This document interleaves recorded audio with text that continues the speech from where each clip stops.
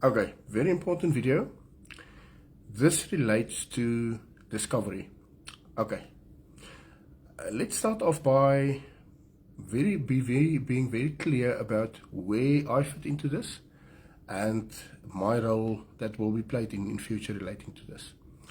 At the start of the campaign, one of the primary big employers that came out to be pro-vax was Discovery. And they made it very clear at that stage that they intend to introduce mandatory vaccination in their workplaces. And as a result, they obviously became a target for me. But a target in an appropriate, soft way. Remember, through public opinion, the strongest but also the softest way of influencing businesses, people, etc. We basically started to campaign against them. Our objective was never to injure any company. Our objective was exactly the opposite, to stop companies from doing silly things on the back of politics that would cause them in future to end up with a huge amount of litigation and even maybe being forced to close. So Discovery was always on my targets, and that is why I also had long videos and discussions and a lot of information going around about the whole issue of Discovery. Discovery then made contact with me, for which I was extremely thankful to them, by way of Mr. Hein Heeman from Discovery himself. He's the head legal advisor for, or legal department chief. I'm not exactly sure what his position is in Discovery. And we had quite fruitful discussions and a very good relationship. I found him to be a very nice person, a person that you can talk to, you can discuss things. But unfortunately, in the corporate world, he was not at liberty to take decisions either way relating to the issue of mandatory vaccination. That was also a different department specifically tasked to do something. So it would have had to come from the directorship, the board of directors. Okay. Due to the fact that I was speaking a lot about Discovery, I was then contacted by more than one group of very embittered and disenchanted, if I may use that word, former clients of them. And all of a sudden, and this is not only with Discovery, I must tell you that it's not a Discovery only problem. It seems to me all the big finance houses are sitting with exactly the same problem. But it seems to me that there's a huge number of clients that's very dissatisfied, but what's more serious here is whose lives were ruined because policies were repudiated by Discovery et al. Now, basically what would happen is that there's a dispute as to some fact or issue, and then Discovery would repudiate the payment, the contract for payment of a certain amount of insurance. In many instances, or most instances in this, between these people that I'm speaking about now, it was where they were permanently disabled or very close to permanently disabled, and they could not work any longer and therefore no income, and then Discovery went and they repudiated those policies right at the end, and did not pay out to these people what they were due. Okay, now I took a long time with this, because firstly I wanted to establish whether I'm not dealing with scammers, with criminals myself, people trying to leverage their way into Discovery through my public platforms. I would never have allowed that. And also to verify and make sure that whatever was brought to me was actual and true. I also met up with these clients. I took full instructions from them. I interviewed them to make sure we're not dealing with a lot of crybabies, maybe just simply trying to make trouble because they didn't like a specific institution. It turned out that most of these people were legitimate.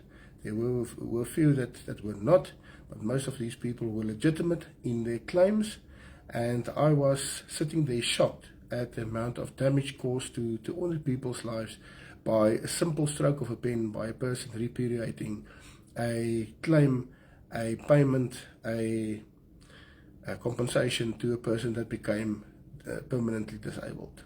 But it's way beyond that. In many of these instances, we're sitting with a real, sometimes criminal activity going on behind the scenes. We're sitting with criminal cases being opened, criminal dockets being opened, IPID, it's the independent directorate of the police to investigate their own, because many times offbeat policemen were involved here, also became apparent. So we're not dealing only with a corporate entity making ill-discretioned decision not to pay out a policy. We're in many of these instances dealing with very, very dirty play behind the scenes. Whether that was done on instruction by Discovery, whether they knew about it, it's not for me to say. Those things are being investigated with the appropriate authorities now. But the long and short is a huge amount of very strange things going on behind the scenes. Many of these cases involves the investigation. You must remember that if a person puts in a claim like this, they then investigate it to make sure that they indeed are disabled. So you have a high percentage of these cases having these investigators running behind the clients and investigating their lives, opening up a lot of things that they're not supposed to open. Even one of the instances that's very clearly crystallized is where one of these investigators even tried to bribe the client, and then he didn't want to offer the bribe.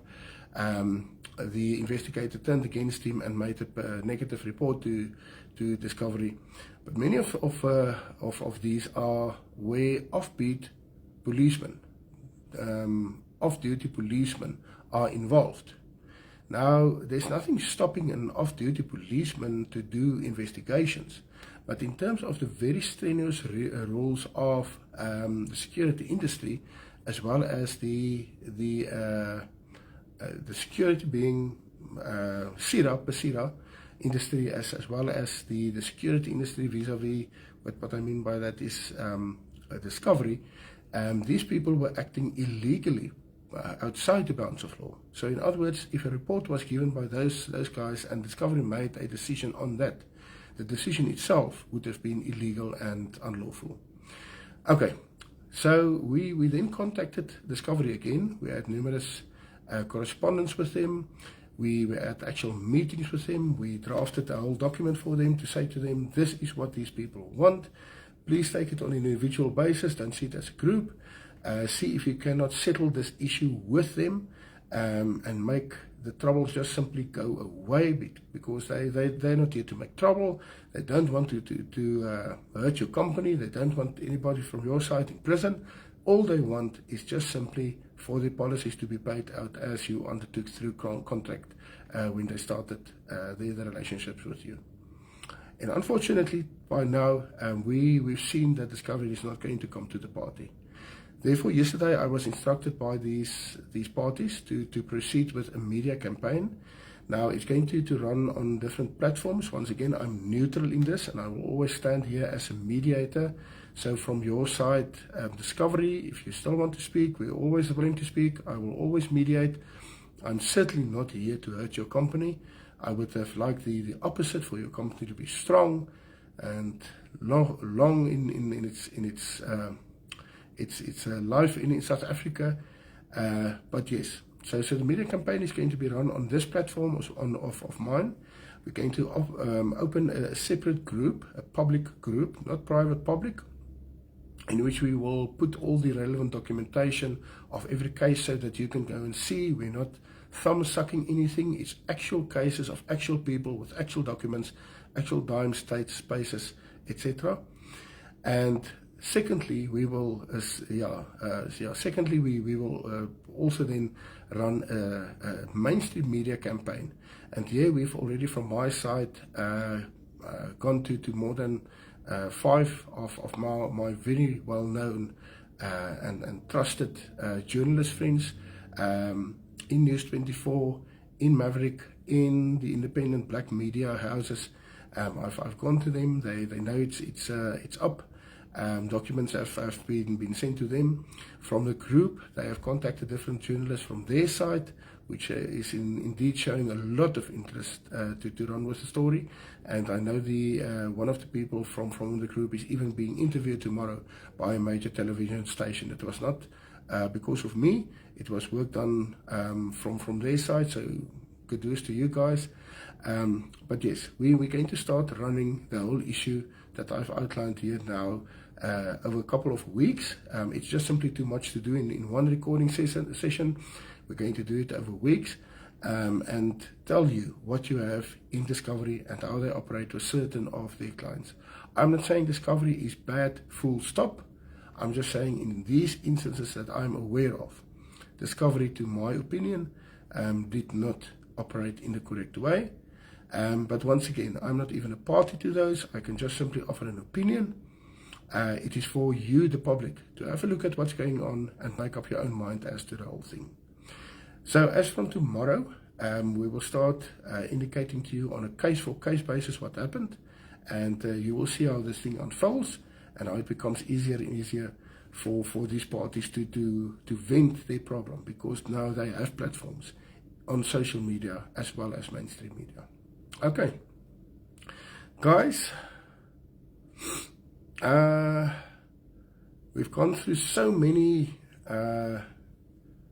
comments here. It's very difficult for me to answer you up front now, but thank you so much for your time. Now I will go through all the comments. I will see what we need to.